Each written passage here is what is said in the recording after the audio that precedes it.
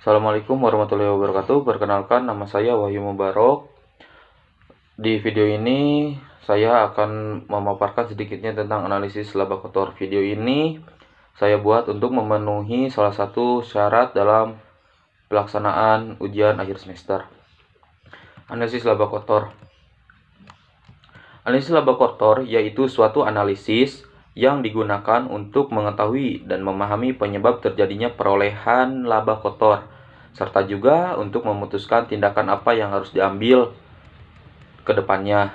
Data-data yang harus dibutuhkan atau diperlukan untuk melakukan analisis laba kotor yaitu pertama, target yang telah ditetapkan, yang kedua, pencapaian hasil laba pada periode tertentu, dan yang ketiga yaitu laba pada beberapa periode sebelumnya, yaitu untuk laba pada beberapa periode sebelumnya digunakan sebagai pembanding. Target yang telah ditetapkan. Target yang telah ditetapkan di sini yaitu berupa jumlah angka atau persentase laba yang telah ditetapkan manajemen sebelum periode tersebut dan ditentukan sebelum perusahaan menjalankan aktivitasnya.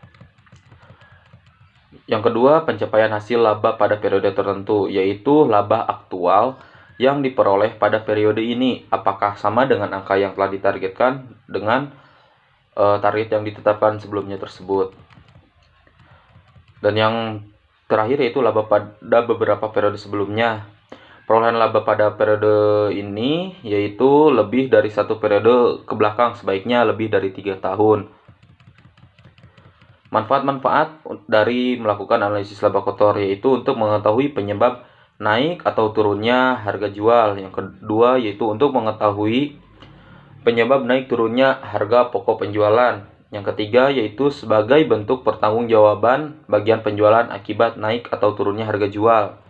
Yang keempat, sebagai bentuk pertanggungjawaban bagian produksi akibat naik atau turunnya harga pokok produk, harga pokok penjualan tersebut. Yang kelima yaitu sebagai salah satu alat ukur untuk menilai kinerja manajemen dalam suatu periode. Apakah kinerja manajemen di perusahaan pada periode tersebut sudah memuaskan atau kurang. Yang terakhir yaitu sebagai bahan untuk menentukan kebijakan manajemen di masa depan atau periode yang akan datang dengan mencermati kegagalan atau kesuksesan pencapaian laba kotor di periode sebelumnya. Faktor-faktor yang sering mempengaruhi laba kotor yang pertama yaitu dikarenakan berubahnya harga jual, berubahnya harga pokok produk penjualan, dan yang terakhir yaitu dikarenakan berubahnya jumlah kuantitas barang yang dijual atau output yang dijual. Harga pokok penjualan juga sering dipengaruhi oleh harga pokok rata-rata produk tersebut dan juga jumlah barang yang dijual pada periode tertentu.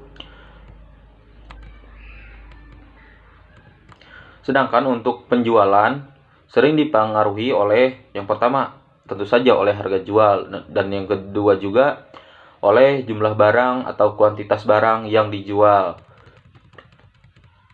Faktor-faktor yang mempengaruhi harga pokok penjualan yaitu harga bahan bakunya, terus upah tenaga kerja, dan kenaikan harga secara umum.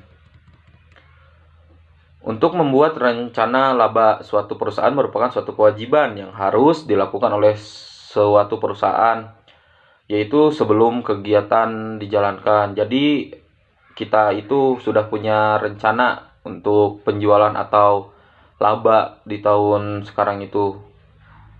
Nah, untuk membuat rencana laba tersebut digunakan beberapa rencana-rencana, yaitu yang pertama menggambarkan atau menentukan terlebih dahulu target laba yang ingin dicapai. Misalkan untuk tahun sekarang 2022 labanya ingin sekian.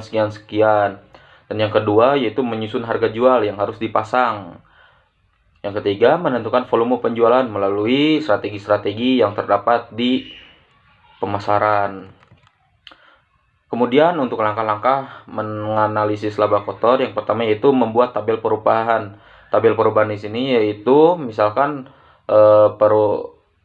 perubahan naik turunnya harus diketahui.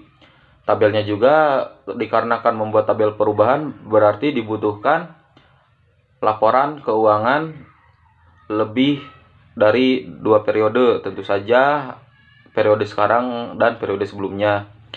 Yang kedua, menganalisis sebab-sebab perubahan. Kita juga harus menganalisis sebab-sebab perubahan kenaikan itu atau penurunan itu terjadi, misalkan dikarenakan apanya.